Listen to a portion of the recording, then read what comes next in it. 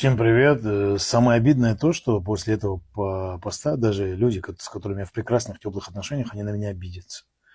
Есть у нас какая-то такая странная, необъяснимая для меня вообще вот тенденция, особенно у нашего народа, если человек там где-то занимает серьезную должность, ну, должность, это слово долг, служить обществу, ну, то есть он должен. Дураку понятно, если вдуматься, да. И получается, что он обижается. Такое ощущение, что вот его фамильное наследие, да, поругано, там, обижено и так далее. Я говорю о том, что столкнулся с очень неприятным сигналом, с очень вопиющей такой ситуацией, которая меня очень сильно расстроила. И в этом не виноваты не какие-то там невидимые, придуманные там враги, там какие-то там наши недруги там и так далее, там кто-то там, за морем или за горами там или еще где-то. Нет, в этом виноваты только мы с вами. Действиями или бездействиями мы порождаем то, что очень сильно нас расстраивает и природного характера, там, рудный, нерудный там, и прочее, прочее. Мать, Новофонская пещера, мать троих детей, вдова, приехала там более 100 километров в общественном транспорте, чтобы впервые показать своим деткам, школьникам вот это вот уникальное явление, и ее не пустили.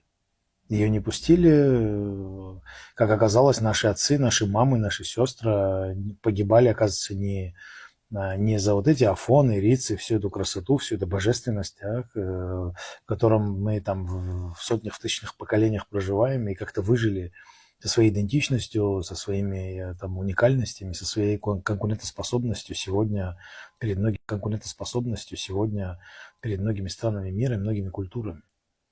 Это в этом сейчас искать вину того, что кто-то нас заставляет это делать, не нужно, это глупо и нелепо.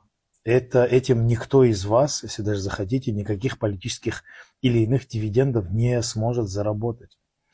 Это катастрофа, это крах, потому что зеленый абхазский паспорт, он по сути красный, он омытый кровью. Мы, мое поколение, которое знаем, что такое еще страшнее война, чем сами войны, это война за выживание, когда пушки умолкают и когда самолеты не летают, но начинается еще страшнее война, где ты не знаешь, на какой стороне враг. Слева, справа, сзади или спереди. И это продолжается годами. Здесь погибло все практически наше поколение, там, разными трагическими способами. Ну, кто выжил, понимает, какой ценой все это нам давалось. Ну, как можно было... Что это бюджетоформирующая история, да? Ну, как так? Мы скоро и в заповедник Крестинский заезжать не сможем. Там тоже служащим на въезде в заповедник просто поставят блоки и скажут, вот берите со всех абхазских госномера и так далее. Я более чем уверен, что эта мысль уже есть, это просто вопрос времени. Я разочарован.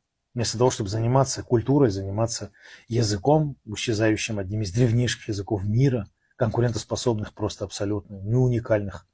Вместо того, чтобы делать наш язык, наши, там, не знаю, нашу символику, наши костюмы модными, как многие кавказские страны смогли это сделать без миллиардов и биллионов, смогли, потому что захотели. Заметьте, я никакого там президента, министра, мэра, там условно я сейчас выражаюсь, простите еще раз меня за мой русский, но никого не ругаю. В этом виноваты мы все. Потому что мы с молчаливого согласия или с каких-то там активных действий, неважно, что происходит, то происходит. Но как это можно было допустить? Ну и плюс я могу сказать очень много.